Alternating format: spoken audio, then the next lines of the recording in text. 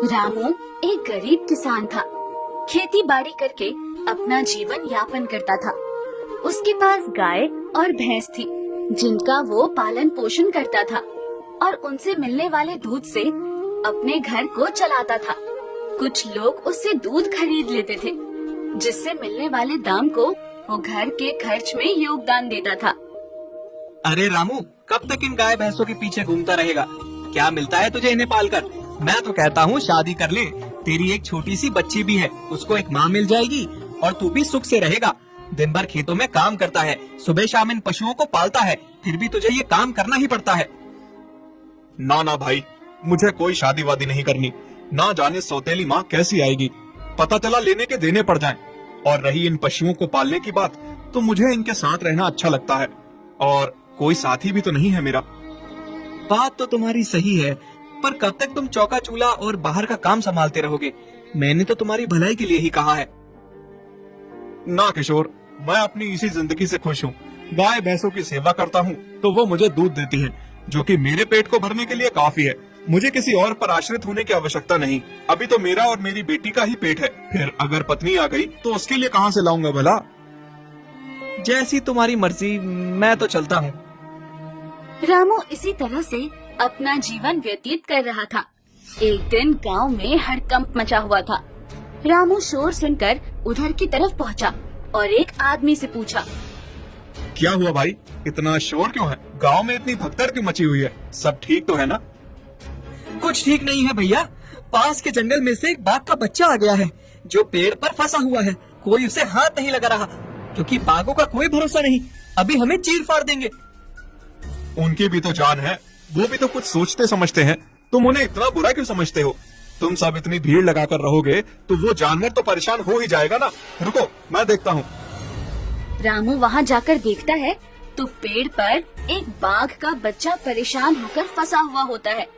कोई उसे निकालने की कोशिश नहीं करता, सभी उसे परेशान करते हैं। कोई पत्थर मारता है और कोई पटाखे फोड़ता है। रामू बोलता है, तुम सब इस बेचारे को क्यों परेशान कर रहे हो? ये तो पहले से ही पेड़ पर फंसा हुआ है और तुम पत्थर मारकर इसे घायल कर रहे हो। तुम्हें शर्म नहीं आती एक बेसहारा जानवर को मारते हुए? अगर हम इसे नहीं मारेंगे तो ये हमें खा जाएगा। जानवर किसी पर भी बेवजह आक्रमण नहीं करते। अब तुम करने क्या जा रहे हो? मैं इसको बचा लूंगा, तुम सब पीछे हट जाओ। रामू चुपचाप उस बाघ के बच्चे के पीछे से पेड़ पर चढ़ता है और मौका देखकर उसका मुंह दबा लेता है और दूसरे हाथ में पकड़े बोरे में उसे कैद कर लेता है। इसे देखकर सारे गांव वाले तालियां बजाते हैं और बहुत खुश होते हैं। पर जब रामू उस बोरे को अपने साथ ले जा रहा होता है, तब किशोर उससे कहता है, इस बोरे को तू कहाँ लेकर जा रहा है? जंगल तो पीछे की तरफ है, तू गांव की तरफ कहाँ ले जा रहा है? इस बेचारे को मैं इसी तरह से जंगल में नहीं छोड़ सकता। मैं इसे अपने साथ घर ले जा रहा हूँ। बावला हो गया है क्या? ये कोई आम बच्चा नहीं है, बाघ का बच्चा है। बाघ का बच्चा ये तेरी सारी गाय भैंसों को खा जाएगा।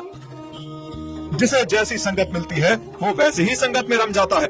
मुझे विश्वास है कि ये मेरी गाय भैंसों के साथ पूरी तरह से घुल मिल के रहेगा और किसी को हानि नहीं पहुंचाएगा। रामू उसे अपने साथ ले जाता है और उसे अच्छी तरह से खिला पिलाकर अपने साथ ही रखता है। धीरे धीरे बाघ भी उससे घुल मिल जाता है और सभी गाय और भैंसों के साथ अच्छी तरह से रहने लगता है।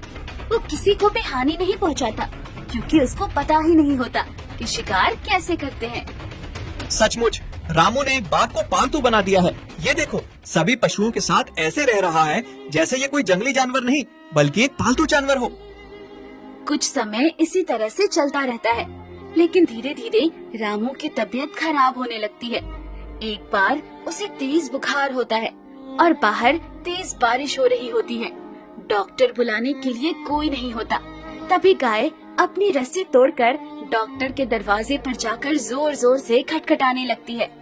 जब डॉक्टर बाहर आता है तो वो डॉक्टर का हाथ मुंह में लेकर उसे अपने घर ले आती है।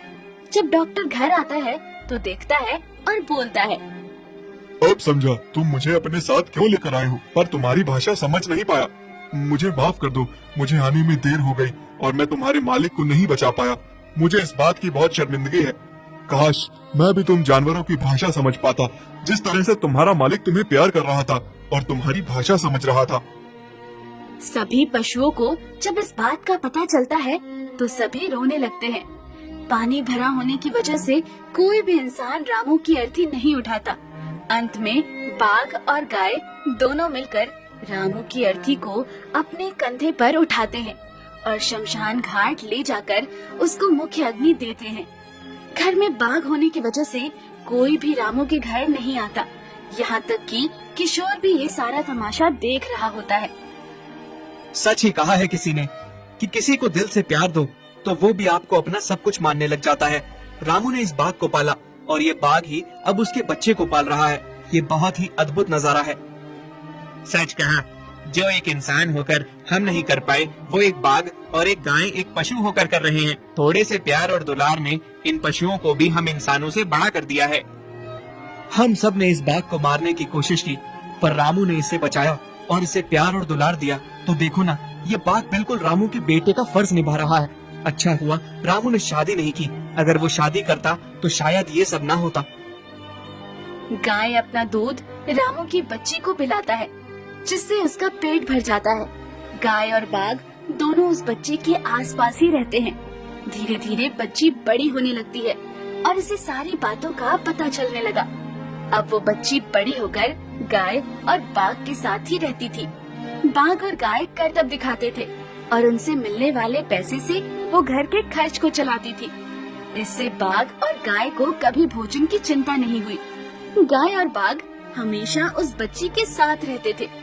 ये दुनिया वालों के लिए भी सीख है कि इंसान हो या पशु, शुरुआत से कोई बुरा नहीं होता। ये सब संगत का असर होता है।